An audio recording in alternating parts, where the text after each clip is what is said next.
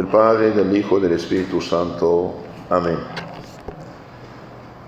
Queridos hermanos, ustedes saben, la muerte, sufrimientos, las penas, dolores, entraron en el mundo por mal uso de la libertad, y por desgracia este mal uso de la libertad nos hizo mucho daño, puesto que no solo debemos sufrir, también morir. ¿Y qué es la muerte? Bien, la muerte en primer lugar es separación del alma y del cuerpo, separación de lo que me hace consciente que estoy viviendo, hablando, vivo, ese es mi alma, y con mi cuerpo. Normalmente alma y cuerpo fueron creados por Dios para vivir juntos. ¿Qué es lo que anima el cuerpo? Es el alma. Por eso este espíritu inmortal creado de imagen de Dios lo llamamos alma, porque anima el cuerpo. Entonces, por desgracia, hubo mal uso de la libertad, que es un don de Dios extraordinario, del lado de los ángeles, lo que dio a los demonios, ángeles pecadores caídos, y del lado del hombre hubo también pecado, y por lo tanto perdió los dones que Dios le había dado, que son la inmortalidad, no morir, la impasibilidad, no sufrir, perfecto orden, equilibrio, armonía entre alma y cuerpo, y dominio sobre los animales. Y nacemos privados de estos dones, pero también privados de un don mucho más importante, el don que nos hacía hijos de Dios, herederos de la dicha divina, que es la gracia y la santidad. Dios en su misericordia no aniquiló al hombre ni lo condenó, como condenó a los ángeles malos, los demonios, a una pena eterna. Prometió un Salvador, y ese Salvador es Cristo nuestro Señor. Por eso el Evangelio dice: el que cree en mí, yo lo resucitaré en el último día. Entonces Cristo vino para el Hijo de Dios hecho hombre, para salvar a los hombres. Claro, hubo una larga preparación, todo lo que llamamos el Antiguo Testamento, y los tiempos cumplidos, viene el mismo Hijo de Dios, creador del cielo y de la tierra, creador del hombre. El Verbo va a encarnarse, a hacerse hombre, para salvar a los hombres. Nuestro Señor va a pasar unos 30 años en esta vida de preparación y 3 años de apostolado, y finalmente va a terminar su misión muriendo en la cruz y resucitando el tercer día. Y confió esta salvación a su iglesia, que es la iglesia una santa católica. Mediante los sacramentos, la iglesia tiene que comunicar la gracia, la santidad, el Espíritu Santo para la vida eterna. Pero la muerte no la eliminó. Nos devuelve la gracia, nos devuelve la filiación divina, nos devuelve el Espíritu Santo, pero no devuelve no morir, no sufrir. ¿Por qué? Y porque si devolviera por el bautismo el no morir, no sufrir, todo el mundo se haría bautizar para no morir, no sufrir. No quiso esto. Entonces la muerte es un hecho, pero no es el fin del ser humano. Es solamente un cambio de manera de existir. Polvo eres, en polvo tornarás, es el cuerpo esperando la resurrección, pero el alma no muere, debido a que es inmortal. Ahora, ¿qué pasa al alma en el momento de la separación? Lo que llamamos muerte. Y bien, el alma en el momento de la separación pasa al juicio de Dios, se ve tal cual Dios la ve. Si está en gracia, en santidad, se salva, irá al cielo. Y si está en pecado mortal, es como una rama seca, cae en el infierno para siempre. Por eso la más grande desgracia que puede pasar a un ser humano es vivir en el pecado mortal. No hay más grande desgracia, más grande catástrofe que el pecado mortal. La única desgracia real, verdadera, es el pecado mortal. La persona que, por ejemplo, tiene cáncer, tiene lepra, tiene SIDA, tiene enfermedades incurables, si está en gracia de Dios, tiene la puerta del cielo abierta. Y la persona la más bella o la más rica del mundo que está en pecado mortal, no tiene nada, aunque tenga todo el dinero, todo el poder, todos los bienes del mundo. Si está en pecado mortal, está subiendo al borde del infierno. Por eso la única cosa que debe darnos temor y frenarnos es el pecado mortal. Todo lo demás pasará. Entonces dije el momento de la separación, que es la muerte. Todos los que viven en pecado mortal, bien, por desgracia, se precipitan ellas mismas como si tuvieran 10.000 toneladas de plomo en los pies, se precipitan al infierno, como un cordero echado a los leones, se entregan los demonios. Es una desgracia total y absoluta y para siempre, siempre, siempre, siempre sufrirán. ¿Y por qué sufrirán? Y porque Dios es la fuente de todo bien, toda dicha, toda felicidad. Como dieron la espalda a Dios, bien, el infierno es el vacío de Dios. Tienen una hambre y sed total de Dios, saben lo que han perdido, pero nunca pueden gozar de esto. De ahí los sufrimientos de las penas, del fuego, la compañía de los malvados y de los demonios, y también la pena de daño, de esa nostalgia de la dicha, porque el alma está hecha para la dicha y nunca llegar a la dicha, un infierno total y absoluto. Entonces, cuidado, tomamos esto en cuenta. La única desgracia en el mundo, en la vida humana, es el pecado mortal. Todo lo demás pasa, pero esto es más peligroso. ¿Qué pasa con los que se salvan? Bien, con los que se salvan pasan dos cosas. Unos llegan derecho a la dicha eterna del paraíso. Los inocentes, todos los niños bautizados que murieron antes de uso de razón, van derecho al cielo. Por eso la más grande caridad, el más grande regalo que pueden hacer los padres a sus hijos, nietos, sobrinos, ahijados, es bautizarlos cuanto antes. ¿Quién más va al cielo derecho? Además de los inocentes. Los que tuvieron niños chiquitos muertos, tienen santos patronos en el cielo. Sí, ellos pueden ayudarnos. ¿Quién más va derecho al cielo? Y bien, todos los penitentes, todos los que han pagado la deuda de sus faltas, los adultos. Los demás, ¿qué pasa con ellos? Y bien, los demás sí llegan al cielo, pero llegan al cielo más tarde. Dios, en su misericordia, les da la posibilidad de purificarse en el fuego purificador del purgatorio antes de subir al cielo. Y esa es la razón por la cual hacemos misas, oraciones, limosnas, caridades para los difuntos. Y como la Iglesia es madre, después de haber celebrado la fiesta de todos los santos, todos los que han llegado al cielo, el 1 de noviembre, y bien el 2 de noviembre, celebra la fiesta, ¿sí? Misas especiales por todos los difuntos sin olvidar a nadie. El purgatorio, que hermanos, dice el cardenal Bacci, que es un cardenal del siglo XX, amigo del cardenal Ottaviani. Cardenal Bacci, en su librito que se llama Cómo ayudar a sus difuntos, dice el cardenal Bacci: el purgatorio es la obra maestra de la justicia y de la misericordia de Dios. Obra maestra. En el Apocalipsis capítulo 21, 27 dice San Juan: nada de manchado entra en el reino de los cielos, nada de manchado. Pocas son las almas privilegiadas que llegan al momento supremo de la muerte con la inocencia bautismal. El Espíritu Santo nos dice que el justo peca 7 veces por día, imperfecciones, Proverbios 24, 16. Todos faltamos y nos manchamos con muchas culpas, si no mortales, por lo menos veniales. Y nuestro Señor dijo: por cada palabra ociosa darán cuentas. Es cierto que con el arrepentimiento, con los sacramentos, podemos obtener el perdón de la misericordia divina, pero queda siempre la pena temporal que pagar. Para ello no es suficiente la pequeña penitencia que nos impone el confesor y las pocas penitencias y mortificaciones que nosotros mismos hacemos voluntariamente. Además, ¿quién nos asegura que en el momento de la muerte podremos lavar todas las culpas, aun las veniales, con una buena confesión?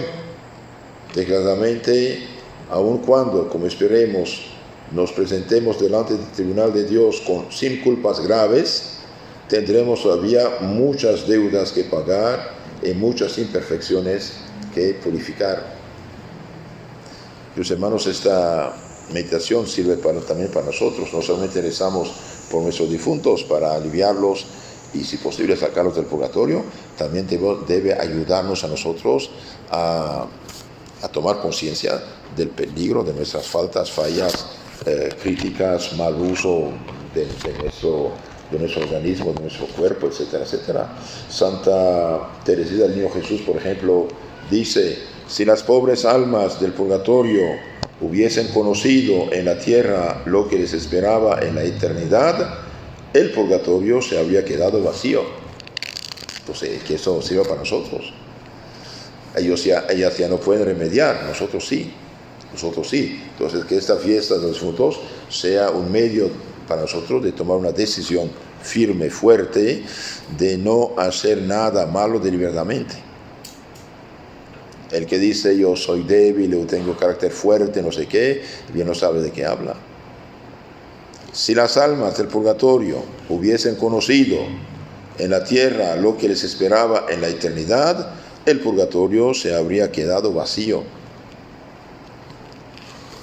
Nosotros sabemos, entonces, que esta fiesta de los difuntos bien sirve para nosotros de tomar la decisión de no acumular a lo tonto un montón de purgatorio. En la vida presente no se conoce bastante la fealdad de los pecados, pero bien se comprende en la otra vida. Y ese conocimiento es uno de los más vivos dolores que sufren las almas del purgatorio, dice San Alfonso María de Ligorio. Entonces, nosotros esperemos llegar el último día en gracia de Dios, pero con cuántos costales de deudas con la justicia divina. Si por una palabra ociosa tenemos que dar cuentas, ahora imagínense cuando hay pecados y pecados y pecados. Entonces, ¿qué pasará con nosotros? No, supongamos uno se ha confesado, se ha arrepentido, ha dejado de hacer la maldad. ¿Qué pasará? La justicia de Dios no nos puede admitir imperfectos como estamos y manchados. ¿Nos rechazará como rechaza de sí a quienes mueren pecado mortal? No. Si la justicia de Dios es infinita, también lo es su misericordia. He aquí el purgatorio donde las almas muertas en gracia de Dios, pero llenas aún de escorias, imperfecciones, deudas temporales que pagar, encuentran el modo de purificarse, de hacerse dignas del premio eterno. Agradezcamos a Dios este gran don que es el último de la cadena preciosa de su misericordia infinita, y que Dios nos permitirá subir puros y limpios a esta vista beatífica del cielo. Porque, los hermanos, hagamos atención, no debemos guardar tantas imperfecciones, escorias, manchas, deudas temporal que pagar. Tratemos de pagarlos ahora y tratemos de no acumular. Alguien puede preguntar, pero padre, ¿y dónde está en la Biblia el purgatorio? Primero que quede claro, la religión cristiana no se basa en un libro. No, Cristo no escribió nada, ni mandó escribir nada, y todo no está escrito. Por lo tanto, querer probar todo por dónde está, esto es falso, es injusto, no es bíblico, es antibíblico. San Juan dice, capítulo 20, 21 al final, dice: si hubiéramos escrito todo lo que hizo y Cristo dijo, los libros no cabrían en el mundo. Que quede claro que todo no está escrito, por lo tanto que no nos pidan cuenta donde Cristo no nos da. Sin embargo, sí está en la Biblia. Aunque no estuviera, está comunicado a la iglesia de Cristo, pero sí está. Por ejemplo, segundo libro de los Macabeos, capítulo 12, 42-43, dice: Judas Macabeo, Judas unos 160 años antes de Cristo, en la guerra tuvo unos soldados que murieron, y bien mandó a hacer una colecta de 12,000 dracmas, bastante dinero. Mandó ese dinero a Jerusalén para comprar ovejas, corderos, y ofrecer sacrificios por los difuntos, porque creía en la resurrección. Y dice el texto sagrado: es pensamiento santo y saludable orar por los difuntos para que sean perdonados sus pecados. Es pensamiento santo y saludable orar por los difuntos para que sean perdonados sus pecados, es decir, las deudas de sus pecados. Segunda Macabeos 12:43. Ayer tomando gasolina, los muchachos ahí de Garden Protestante me dijeron, oye, ¿el purgatorio existe? Dije, sí existe. ¿Y dónde está en la Biblia? Le dije, en la Biblia verdadera sí está, en la tuya no está porque fue mutilado la tuya. La Reina Valera tiene 7 libros menos, ¿qué hacemos? Entonces, segunda Macabeos 12, 42, 46, ¿sí? También en San Mateo 12, 31, 32, Cristo dice, hay pecados que no serán perdonados ni en este mundo ni en el otro.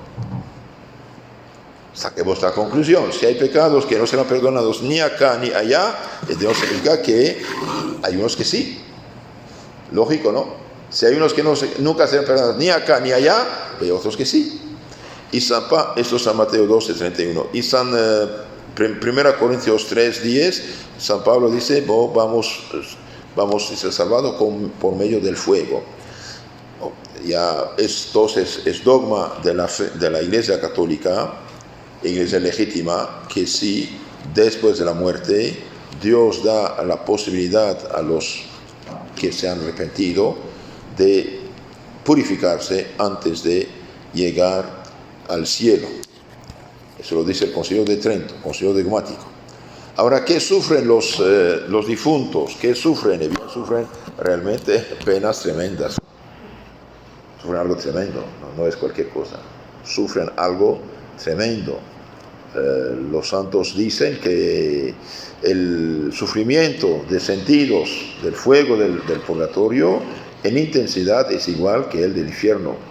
Solamente el del infierno es para castigar, mientras que el del purgatorio es para purificar. Entonces, cuidado, no juguemos con esto.